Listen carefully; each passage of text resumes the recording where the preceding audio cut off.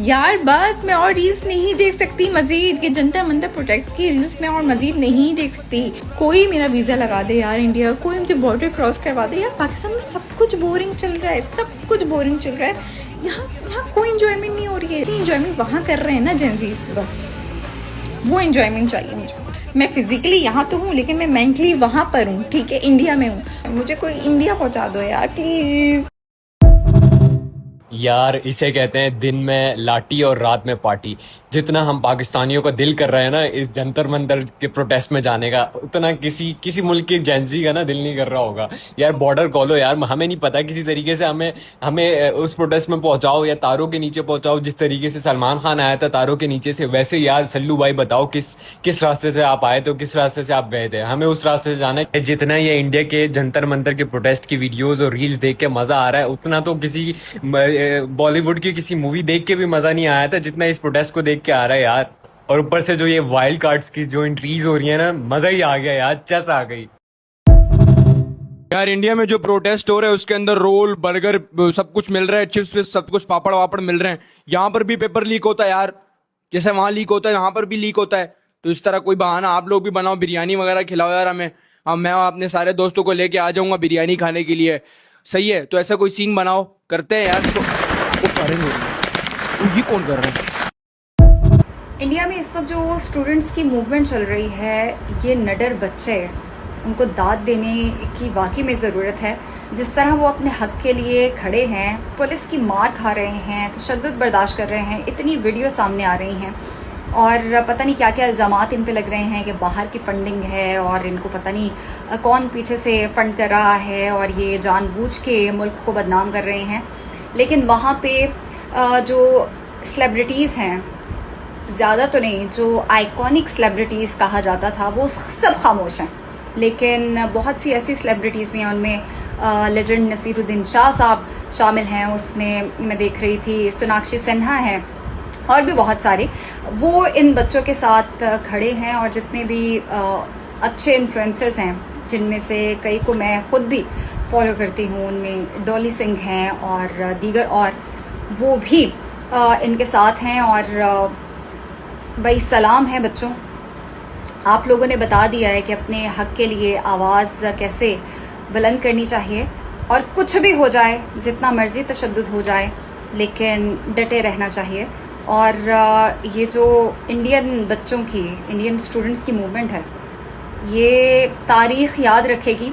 हम पाकिस्तान में हैं, हम देख रहे हैं। और अगर इस वीडियो के थ्रू मेरा मैसेज उन बच्चों तक पहुंच सके इंडिया में कि हमारी सपोर्ट भी आप लोगों के साथ है, डटे रहिए, अपने हक के लिए ऐसे ही आवाज़ उठानी चाहिए, आवाज़ उठाते रहिए। और आई विश कि आपके जो पीएम हैं मोदी साहब, उनको थोड़ा सा आप लोगों का ख्याल आ जाए, क्योंकि किसी भी कौम का जो फ्यूचर है वो उसके बच्चे होते हैं। और अगर उन्हीं के मुतालबात ना माने जाएं तो कैसा फ्यूचर। भाई रील्स देख देख के बस हो गई है, मुझे भी ये जनता कॉकरोच पार्टी ज्वाइन करनी है। मुझे बताओ मैं कैसे कर सकता हूँ? यानी कि एक सीरियस मैटर है बट इतना मजे का प्रोटेस्ट। वहां लोग सबवे सफर का गाना लगा के भाग रहे हैं, पुलिस मारने आती है तो नेशनल एंथम ऑन कर देते हैं। लिटरली मैंने देखा लोग एवेंजर्स के कैरेक्टर में वहां पे आए हैं। भाई मुझे वीजा दो, I am coming all the way from Pakistan, full support. India में जो आजकल स्टूडेंट एहतजाज कर रहे हैं ना, आज मैं उनकी रील्स देख रही थी, तो रील्स देखते देखते ना एक बहुत ज़बरदस्त रील मेरे पास से गुजरी, जिसे देख के मैंने सोचा यार कि वाह क्या बात है यार, ऐसे लोग भी इस दुनिया में जिंदा हैं।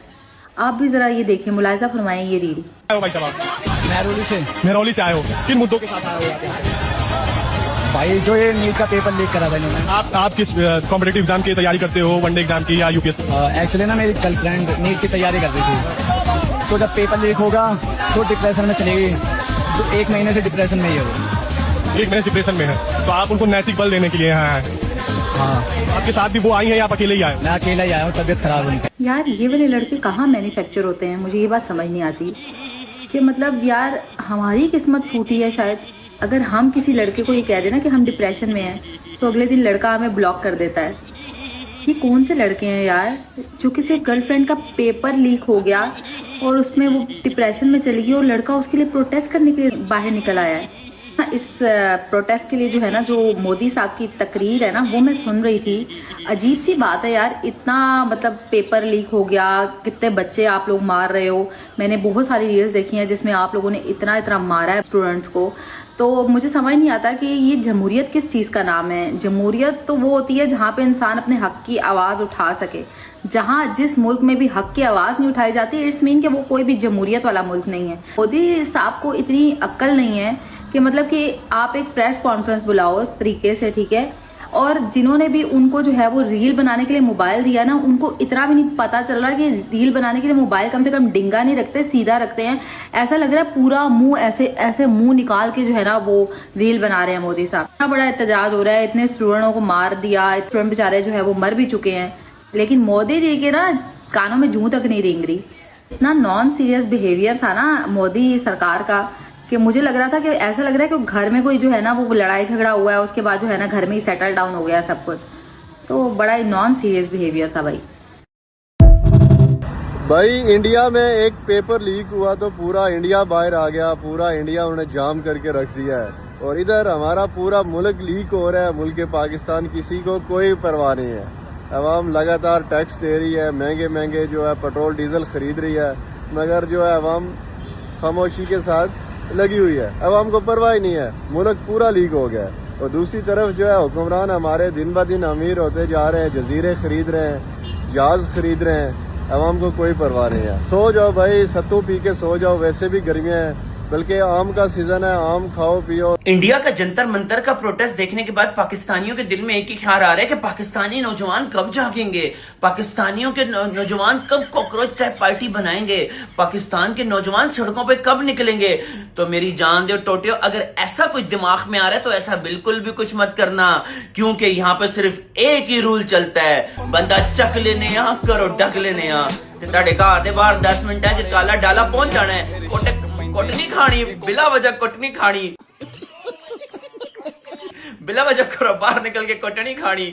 तुसी नहीं कर सकते। ते दो बंदे हैं जी आवामी पार्टियां पढ़ा के बैठे हुए इंस्टाग्राम के ऊपर ना, एक जेंजी पार्टी किसी ने बना ली और एक किसी नौजवान राज पार्टी बना ली। और जेंजी किसने बनाई है? करारा लसल के किसी भांजे भुंजे ने बना के रख दी है। और की सोच के तुसी बढ़ाई है कि तुहानू अपने साडे पाकिस्तानी स्टूडेंट सपोर्ट करनगे, आप करप्ट उठ के तुहानू सपोर्ट करेंगे। साडी अपनी गवर्नमेंट चंगा काम कर रही है, चंगा सब कुछ चला रही है। मेरी जान तुसी कार बैठ। I was watching this protest in India, Jantar Mantar wala, and I noticed one similarity and one difference between the Indian government and the Pakistani government.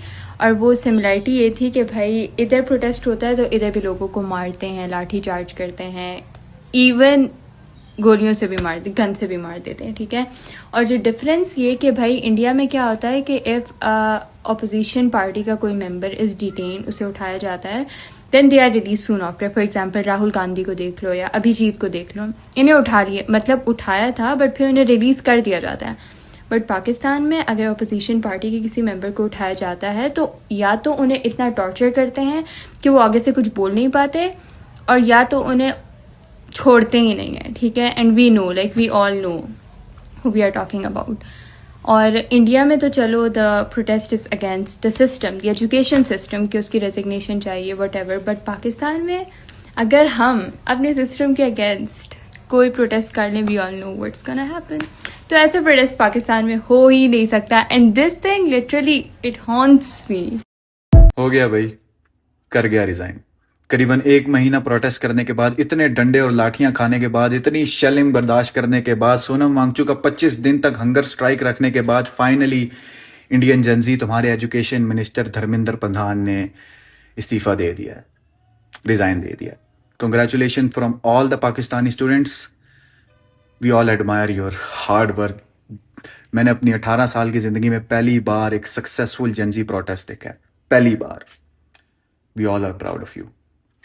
This is such. भाई चल क्या रहा है इंडिया में, मतलब Gen Z is protesting and no one can stop them, क्योंकि they are too good at it. इससे एक चीज़ ये भी अच्छी हो रही है कि हाँ, Pakistani and Indian Gen Z are uniting. Media एक तरफ, पॉलिटिक्स एक तरफ, लेकिन सोशल मीडिया की Gen Z are all united. और यकीन मानो हम भी तुम लोग के साथ हैं। अगर मैं बॉर्डर के उस पार होती ना तो शायद मैं भी उस प्रोटेस्ट में होती। एक दिन आऊंगी लेकिन इंशाल्लाह इंडिया, मुंबई, जेनिफर विंकेट से मिलूंगी। यार मैंने भी जंतर मंतर आना है, कोई जुगाड़ लगाओ, पाकिस्तान में है, पाकिस्तानियों का कुछ इधर उधर कर दो, बॉर्डर वाले चक्कर से हमें सिगरेट रास्ते बताओ, हम घुस जाते हैं भाई। हम आपके साथ खड़े हैं, स्टूडेंट के साथ खड़े हैं, जनता पार्टी के साथ, हम जंतर मंतर पूरे काकरोच, हम भी काकरोच हैं भाई पाकिस्तानी। हमें आप जगह बता दो थोड़ी सी इधर उधर करके, हम घुस जाएंगे आपके साथ आराम सुकून से। यार क्या माहौल है, मैकडोनल्ड के